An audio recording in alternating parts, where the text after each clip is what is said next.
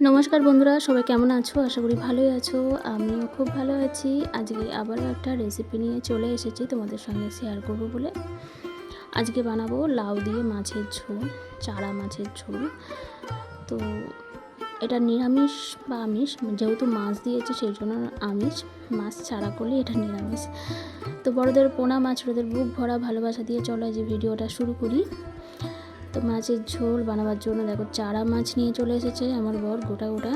তো সেগুলো কেটে নিচ্ছে, কেটে বেছে পরিষ্কার করে ধুয়ে দেখো নুন হলুদ মাখিয়ে রেখে দিয়েছে। কিছুক্ষণ নুন হলুদ মাখিয়ে রেখে দেওয়া হয়েছে। এদিকে সবজি কেটে নিচ্ছি আমি কিছু, লাউ, আলু, বেগুন, কাঁচা লঙ্কা, টমেটো আর নিয়েছি আদা। তো সবজিগুলোকে তো আমি ভালো করে একদম কেটে নিয়েছি, কেটে ধুয়ে একদম পরিষ্কার করে নিয়েছি।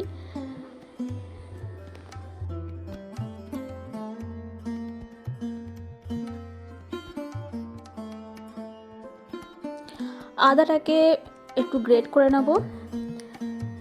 তো আদাটাকে আমি গ্রেট করে নিয়েছি, একটা বাটিতে নিয়েছি। আর এটাই কিছু মশলাও নিয়ে নেবো, ঘরোয়া মশলা।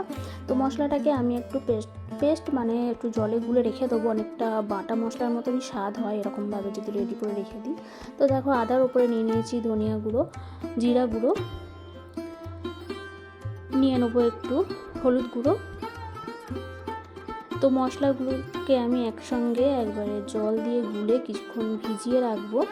সবজিগুলো ভাজতে ভাজতে মশলাটা অনেকটা নরম হয়ে যাবে। আর এরকমভাবে যদি মশলাটা রেডি করে রান্না করা হয় তাহলে কিন্তু অনেকটা বাটা মশলার মতনই স্বাদটা লাগে। তো তোমরা চাইলে এরকমভাবেও করতে পারো বা ডাইরেক্ট সবজির সঙ্গেও দিয়ে দিতে পারো, যেরকম খুশিভাবে করা যায়, খুবই সুন্দর লাগে। আর আমি এটাতে মানে এই রান্নাটাতে একদম পেঁয়াজ রসুন কিছুই ব্যবহার করছি না, সেই জন্যই বললাম এটা নিরামিষ করা যায় বা আমিষ। যেহেতু এটা নিরামিষ ঝোল হচ্ছে কিন্তু তার উপরে আমি মাছ দিচ্ছি, ওই জন্যই আমিষ। তো মশলাটা আমি রেডি করে নিয়েছি। এদিকে কড়াই বসিয়ে দিয়েছি গ্যাসের উপরে। কড়াইটা গরম হয়ে যেতে দিয়ে দিয়েছি তেল। তেলের পরিমাণটা আমি একটু বেশি পরিমাণ দিয়ে দিয়েছি, মানে খুব বেশি নয় আবার দিয়েছি। তো তেলটা আমি এতটা দিয়েছি কারণ এই তেলে আমি মাছ ভাজবো, প্লাস এই তেলেই আমি পুরো রান্নাটা করব, আর তেল নেব না। তো তেলটা দেখো গরম হয়ে গেছে। এবার কেটে রাখা মাছগুলো আমি দিয়ে দেবো এই তেলের ওপরে। মাছগুলো একটু ভালো করে লাল লাল করে ভেজে তুলে নেব। মাছগুলো দেখো খুব বেশি বড় নয় বা খুব বেশি ছোটও না, একদম ছোটোর মধ্যেও মাঝারি সাইজের মতন।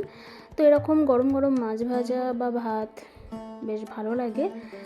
তো বানাবো মাছের ঝোল। দেখো মাছটা এতটাই নরম, একদম টাটকা জ্যান্ত মাছ এনেছে। যে খুন্তি দিয়ে তুলতে গিয়ে এক সাইডটা গেল ঘেটে, এক পিঠটা আমার ভাজা হয়ে গেছে আর এক পিঠটা ভাজতে দিয়ে দিয়েছি। এবার দু পিঠ ভাজা হয়ে গেলে লাল লাল করে ভেজে নিয়েছি, ভাজা হয়ে গেলে দেখো একটা জায়গায় তুলে নিচ্ছি। তো এবার ওই তেলের মধ্যেই দিয়ে দেবো ফোড়ন। তো মাছটা দেখো কত সুন্দর লাল লাল করে ভাজা হয়ে যায়, একদম গরম গরম শুধু শুধুই খাওয়া হয়ে যাবে, আর কিছু লাগবে না। তো তেলের ওপর দিয়ে দিলাম 5 ফোড়ন, শুকনো লঙ্কা আর একটা তেজপাতা। তো ফোড়নটাকে একটু হালকা করে ভেজে নেব। হালকা করে ভেজে নেওয়ার পর দিয়ে দিলাম কেটে রাখা আলু। আলুগুলোকে তো আমি লম্বা লম্বা করে কেটেছি, তোমরা যেরকম খুশিভাবে কাটতে পারো। তো আলুগুলো আমি একটু হালকা করে ভেজে নেব, যেহেতু নতুন আলু এরকম ভাজতে ভাজতেই অনেকটা সিদ্ধ হয়ে যাচ্ছে।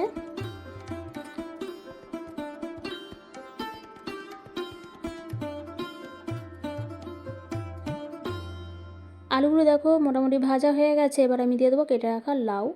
তো লাউটাকে দিয়েও আমি একটু ভালো করে দেখো ভেজে নিচ্ছি।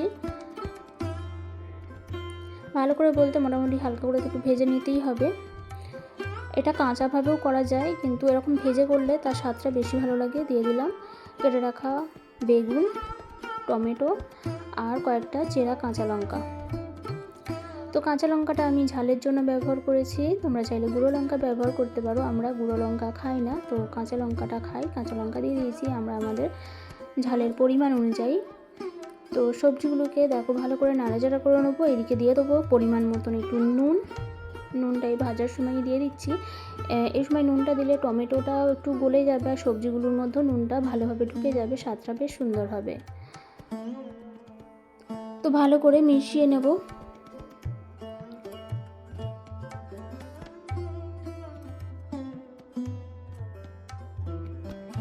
মিশিয়ে নেওয়ার পর কিছুক্ষণ আমি ঢাকা চাপা দিয়ে রেখে দেবো। ঢাকা চাপা দিয়ে মিনিট 2-1 মতন রেখে দিয়েছিলাম, গ্যাসের ফ্লেমটা একদম লো করে।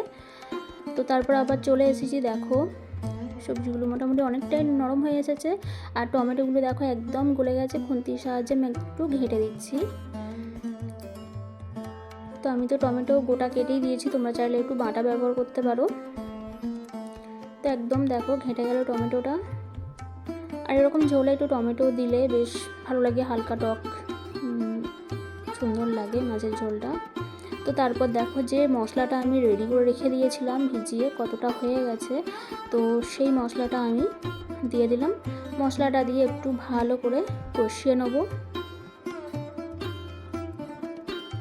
এটা খুব বেশি কষাবার দরকার নেই, কারণ এতে তো রসুন পেঁয়াজ যাচ্ছে না, শুধু আদা জিরে এইসব। তো এইসবের তো খুব একটা গন্ধ থাকে না, তো গন্ধ কাটাবার কোনো ব্যাপার নয়। হালকা করে একটু কষিয়ে নেব। হালকা করে কষিয়ে নিয়ে আমি কিন্তু পাশে একটু গরম জল করে রেখে দিয়েছি, এটা গরম জল ব্যবহার করব। আর বাটিটা ধুয়ে দেখো দিয়ে দিলাম। মশলাটা আমার মোটামুটি কষানো হয়ে গেছে, রেডি প্রায়। তো যারা নিরামিষ খেতে খাও আর কি, তো তারা কিন্তু এরকমভাবে ঝোলটা করতে পারো। নিরামিষের দিনেও কিন্তু অসাধারণ লাগে, দুর্দান্ত লাগে। শুধু মাছের জায়গায় একটু বড়ি দিয়ে দেবে, ব্যাস, আর কিছু চাই না। এরকম গরম গরম লাউয়ের ঝোল, মানে লাউ আলুর ঝোল বড়ি দিয়ে, আর ভাত, ব্যাস, আর কিচ্ছু চাই না। তো দেখো কষানো হয়ে গেছে সবজিগুলো। এবার আমি দিয়ে দিলাম পরিমাণ মতন ঝোল। তো ঝোলটা দিয়ে এবার একটু ঢাকা চাপা দিয়ে রাখবো মিনিট 5-এর জন্য, কেননা সবজিগুলো তো অলমোস্ট আমার সিদ্ধ হয়েই গেছে ভাজতে ভাজতে। তো ঢাকা দিয়ে 5 মিনিট পর আবার চলে এলাম। দেখো ফুটে গেছে, মানে রেডি হয়ে গেছে ঝোলটা প্রায়। তো এবার আমি দিয়ে দেবো ভেজে রাখা মাছগুলো। তো আমার পুরনো বন্ধুরা তো আছোই আমাকে সাপোর্ট করার জন্য, ভালোবাসা দেওয়ার জন্য। তোমাদের ভালোবাসা, সাপোর্ট, আশীর্বাদে আমি আজ এত দূরে পৌঁছেছি। তোমাদেরকে অসংখ্য ধন্যবাদ, অনেক অনেক ভালোবাসা। এইভাবে পাশে থেকো, সাথে থেকো। আর আজকে আমার প্রথম যারা দেখছো আমার ভিডিওটা ভিজিট করছো, যারা আমার চ্যানেলে প্রথমবার নতুন বন্ধুরা, তাদেরকেও বলছি অসংখ্য ধন্যবাদ, অনেক অনেক ভালোবাসা, অনেক অনেক শুভেচ্ছা ও অভিনন্দন।